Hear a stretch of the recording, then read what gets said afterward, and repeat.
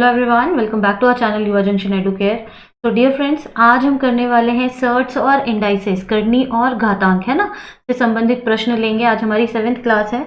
Already हम 6 class ले चुके हैं करनी और घातांक पे, और उसमें मैंने आपको जो है बेसिक, शॉर्ट ट्रिक और बहुत सारे क्वेश्चंस कराए हैं, ठीक है। और आज उसी को हम आगे बढ़ाएंगे। तो देखिए, जैसा कि आपको स्क्रीन पे दिखाई दे रहा है, ये सारे क्वेश्चंस आज हम करने वाले हैं आज की क्लास में। और ये जो क्वेश्चंस मैंने लिए हैं वो ऑलरेडी आपके प्रीवियस पेपर्स में आ चुके हैं, एसएससी सीजीएल, एसएससी सीपीओ, ठीक है। ऐसे डिफरेंट पेपर में आपके ये जो क्वेश्चंस हम करने वाले हैं ये सब आ चुके हैं। और ऐसे क्वेश्चन क्या होते हैं ना, रिपीटेटिवली आते हैं, इस टाइप के क्वेश्चंस आते हैं, तो इनकी प्रैक्टिस करना बहुत ज़रूरी है। और जैसा कि मैंने आपको पहले भी क्वेश्चंस कराए हैं, वो भी एग्जाम में आए हुए ही क्वेश्चंस कराए हैं, आपको शॉर्ट ट्रिक भी बताई है, तो वो सारे क्वेश्चंस अच्छे से करिए। और आज भी जो कराऊंगी, जैसा मैं कहती हूँ हमेशा की प्रैक्टिसिंग, जितना प्रैक्टिस करोगे उतने जल्दी आप क्वेश्चंस को कर पाओगे, है ना। तो इसीलिए प्रैक्टिस करते रहो, पेन पेंसिल जो भी है बुक उठा लो, और साथ के साथ क्वेश्चन आपको करना है, ठीक है। ये नहीं कि बैठे। और हाँ, हर बार हम बाइलैंग्वेज करते हैं, हिंदी और इंग्लिश दोनों में करते हैं, तो आज भी वैसे ही करेंगे। तो देखो, आज का फर्स्ट क्वेश्चन है 36 की घात 1/6, ठीक है। 36 पावर 1/6 इज इक्वल टू 36 की घात 1/6 का मान क्या होगा, ये किसके बराबर होगा। और ये जो क्वेश्चन है आप देख सकते हो एसएससी सीजीएल 2000 में पूछा जा चुका है, ठीक है। तो आइए इसको सॉल्व करते हैं, देखते हैं कैसे करना है। इसके लिए आपको जो है पहले घातांक से संबंधित नियम ये सारे पता होने चाहिए। तो आइए स्टार्ट करते हैं। देखो क्या दिया है, 36, है ना, 36 की घात हमें दी है 1/6। हमें क्या निकालना है, इसका मान क्या होगा। 36 पावर 1/6 दिया है, और आपको क्या करना है, इसकी वैल्यू फाइंड आउट करनी है कि क्या होगा। तो कैसे करेंगे, बहुत इजी है। देखो, हमें पता है कि 36 किसका वर्ग होता है। 36 किसका वर्ग है, 6 का है। 6 में 6 का गुणा करूं, अगर 6 6 करूं तो मुझे कितना मिलता है, 36 मिलता है, ठीक है। तो मैं 36 को और कैसे लिख सकती हूँ, ये 6 × 6 मतलब 6 का वर्ग हो गया, 2 बार है तो, है ना। तो इसको हम 6 की पावर लिखते हैं। 36 किसके बराबर हो गया, 6 का वर्ग के। तो बस यहाँ पर उसका मान रख दो। 36 की जगह हम लिखेंगे 6 का वर्ग और उसकी घात 1/6, ठीक है। अब मैंने आपको इंडाइसिस में जो है पढ़ाते समय, नियम बताते समय बताया था कि अगर a की घात m की घात n हो तो क्या मिलेगा हमें, a की घात m, ये m है, ठीक है, n ही दिख रहा है। a की घात m की घात n हो तो क्या हो जाएगा, a की घात m × n, राइट। ये होता है, ये नियम है हमारे पास, बस वही नियम यहाँ पर आपको लगाना है।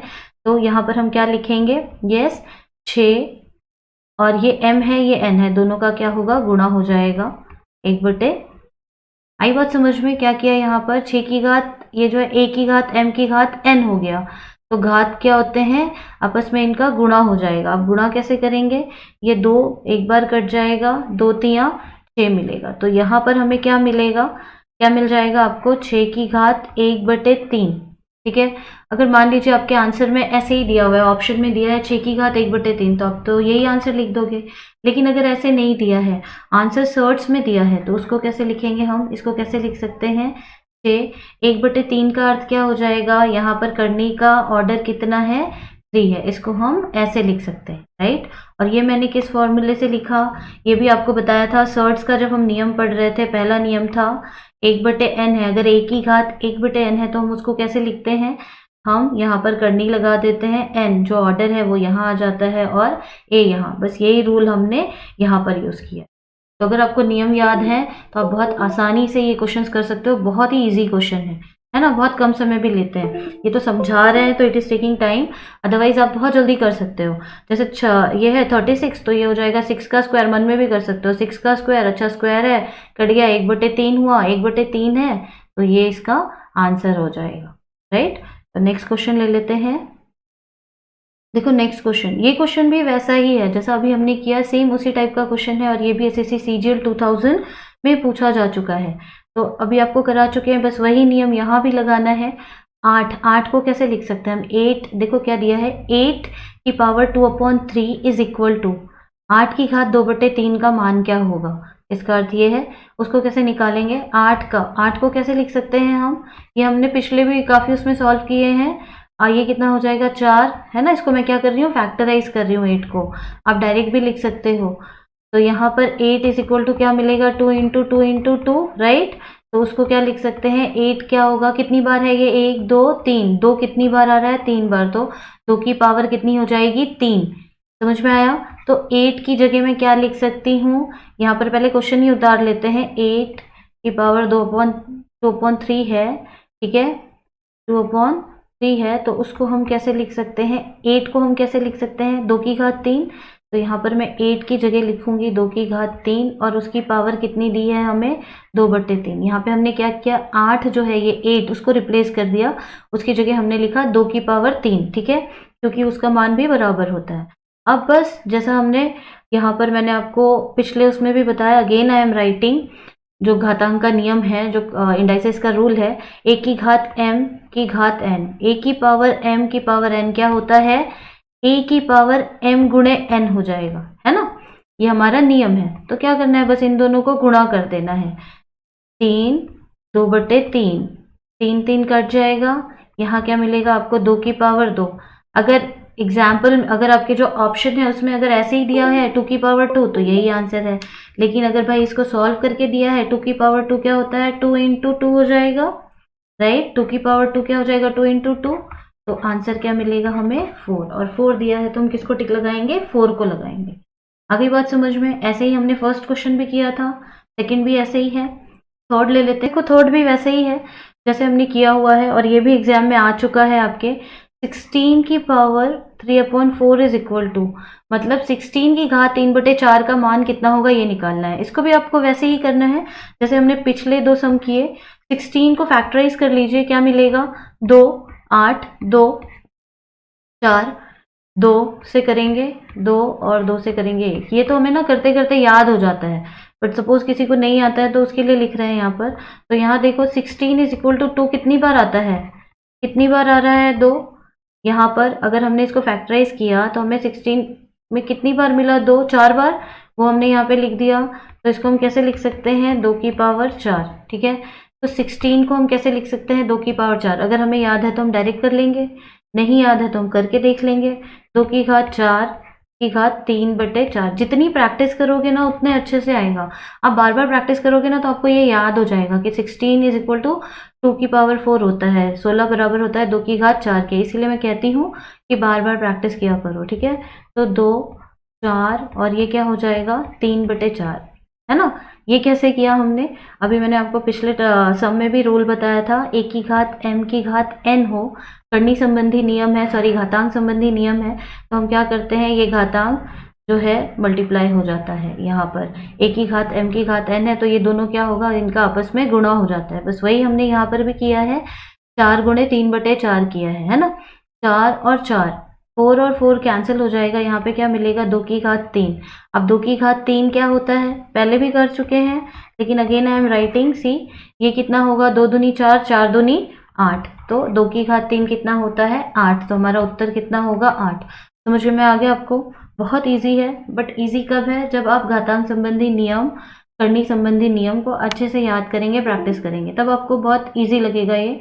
और जितना प्रैक्टिस करोगे उतने कम टाइम में हो जाएगा। अब देखो फोर्थ क्वेश्चन, अब ये क्वेश्चन में देखो क्या दिया हुआ है, √2 है ना, √2 इज इक्वल टू 1.414 हमें दिया है। करनी में 2 का मान 1.414, ठीक है।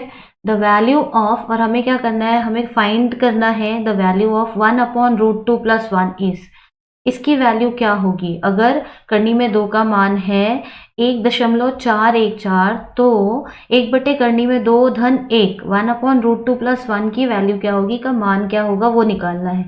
बहुत इजी है। क्या होता है, हम जब अगर हमने सॉल्व नहीं किया तो हम इसको देखते डायरेक्ट मान रखने लगते हैं, मान रखा, फिर हमें वो जो कैलकुलेशन होती है वो टफ हो जाती है, राइट।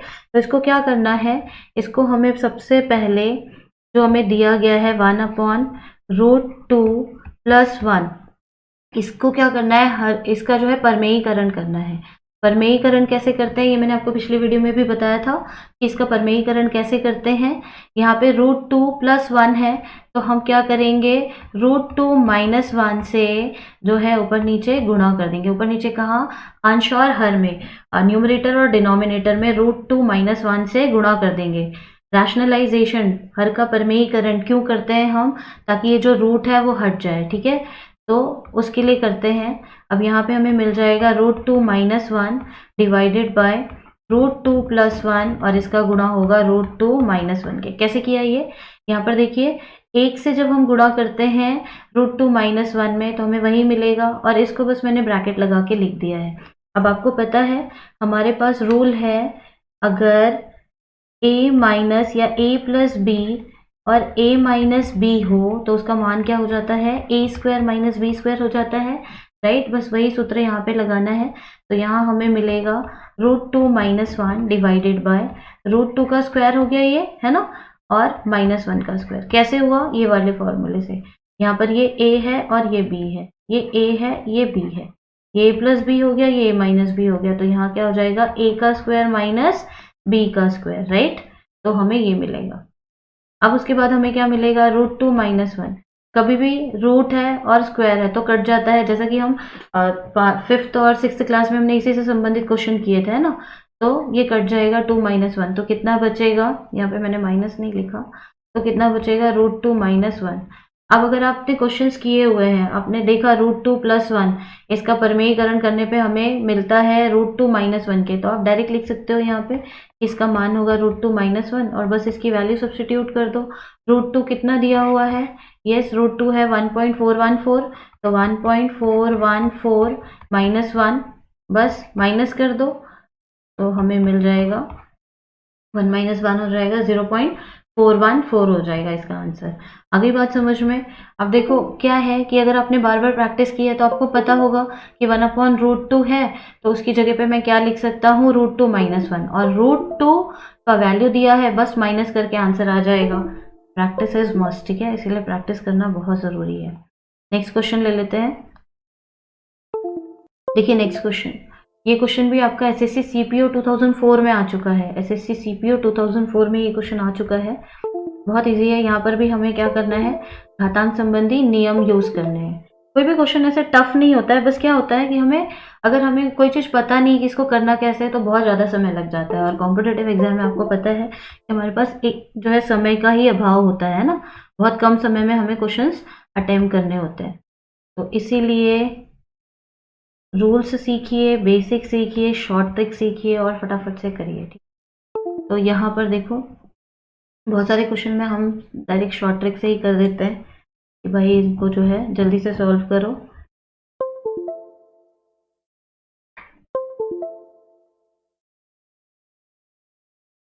ठीक है, तो यहाँ पर देखो अभी क्या है, आपको पता है किसी भी कांस्टेंट की घात अगर 0 है तो उसका मान कितना हो जाता है? 1। अब ये कहाँ से पता है? ये भी हमने घातांक संबंधी नियम में पढ़ा था। अगर 1 का जो है घात 0 होता है तो उसका मान कितना होता है? 1 होता है। किसी भी कांस्टेंट नंबर की अगर घात 0 है तो उसका मान कितना होगा? 1 होगा। तो यहाँ पर 3 की घात 0 है तो उसकी जगह मैं क्या लिख सकती हूँ? 1 लिख सकती हूँ, है ना। प्लस अब 3 की घात -1 है तो उसको हम कैसे लिख सकते हैं? 1/3, ठीक है। अब ये कैसे आया मैम? भाई ये भी है हमारे पास, हमने घातांक संबंधी नियम पढ़े थे, n है तो ये क्या हो जाएगा? 1 की घात n होता है। अब यहाँ पर क्या है? 3 की घात -1 है तो यहाँ हम लिखेंगे 1/3 की घात 1। अब 1 में ना भी लिखूं तो भी चलेगा, है ना, तो इसीलिए इसको मैंने डायरेक्ट लिख दिया 1/3। अब ये भी वही है, इसको हम क्या लिख देंगे? 1/3 माइनस, यहाँ पर थोड़ा सा 3 लिख, माइनस ये कितना हो जाएगा? 1 हो जाएगा। बस इसको सॉल्व करना है। इसको सॉल्व कैसे करेंगे? 1/1/3। इसको कैसे सॉल्व करते हो? अब यहाँ कुछ नहीं है तो 1 हो जाएगा, क्रॉस मल्टीप्लाई 3 + 1 डिवाइडेड बाई 3 होगा, तो ये क्या हो जाएगा? 4/3, है ना। वैसे ही इसको भी सॉल्व करेंगे हम, तो ये क्या होगा? 1/3 -1 है, कुछ नहीं है तो बटे में 1 आ जाएगा और यहाँ क्या मिलेगा?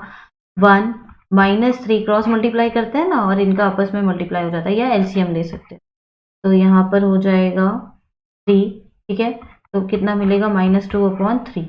समझ में आया? ये क्या किया मैंने? इसको सॉल्व किया तो हमें कितना मिला? 4/3, और नीचे हर को सॉल्व किया तो कितना मिला? -2/3। तो हम इसको कैसे लिख सकते हैं? इसको हम लिख सकते हैं कि 4/3 बटे में -2/3। अब जब भी यहाँ पे भाग हो रहा है, अगर हम उसको सॉल्व करें तो वो हमें कैसे मिलेगा? गुणा हो जाएगा, हर अंश में आ जाएगा, अंश हर में आ जाएगा, 3 3 कट गया, तो 2 दूनी 4, तो इसका आंसर है आपका -2। ठीक है, तो इसका आंसर क्या मिलेगा आपको -2। आगे बात समझ में। तो ये नेक्स्ट क्वेश्चन ले लेते हैं। नेक्स्ट क्वेश्चन देखो, यहाँ पे थोड़ा सा कुछ हौच पौच हो रखी है, मैं क्वेश्चन वापस लिख देती हूँ आपके लिए। 16 की पावर दी गई है 0.16 इंटू 2 की पावर दी गई है 0.36। ठीक है, ये क्वेश्चन है और इसका हमें मान ज्ञात करना है, इसकी हमें वैल्यू फाइंड आउट करनी है। इस टाइप के क्वेश्चन आते हैं। देखो, हमें पता है हमारा जो नियम है घातांक संबंधी, अगर a की घात m गुणे a की घात n हो तो उसका आंसर क्या होता है, a की घात m प्लस n। ये रूल है हमारा। पर यहाँ पर क्या है, आधार सेम है ना, a है, यहाँ भी a है, बट यहाँ पे घात तो दिया है, आधार जो है वो अलग अलग है। आधार यहाँ 16 है, यहाँ पर 2 है। अब इसको कैसे करेंगे, बस कुछ नहीं करना आपको। 16 को क्या करना है, हम कैसे लिख सकते हैं, 16 को 2 की घात 4 लिख सकते हैं। अभी हमने फैक्टराइज किया था और आपको बताया था 16 को जो है 2 की घात 4 कैसे लिख सकते हैं, है ना, ऐसे लिख सकते हैं। ये हो जाएगा 8, 2 से 4, फैक्टराइज कर रहे हैं हम इसको जो है 2 2 से, और अभाज्य गुणनखंड जिसे कहते हो आप, वो निकाल रहे हैं। तो 16 बराबर होता है 2 इंटू 2 इंटू 2 इंटू 2 के, जिसको हम लिख सकते हैं 2 की घात 4 के। मैंने वापस बता दिया आपको। तो यहाँ पर 16 को हम कैसे लिखेंगे, 2 की घात 4 की घात 0.16, ठीक है, इंटू 2, इसकी घात क्या दी है 0.36। अब देखिए आधार सेम हो रहा है, बट यहाँ पर इसकी घात 4 और यहाँ पर 16 दिया है। पिछले दो जो भी सम हमने किया उसमें हमने क्या देखा, a की घात m की घात n हो तो मान क्या हो जाता है, a की घात m गुणे n। ये जो घात होती है उनका क्या होता है, गुणा हो जाता है। ये हमारे पास घातांक संबंधी नियम है, उससे हम कर रहे हैं। ठीक है, सबसे पहले हमने क्या किया, 16 को जो है 2 की घात 4 लिख दिया, क्योंकि हम लिख सकते हैं।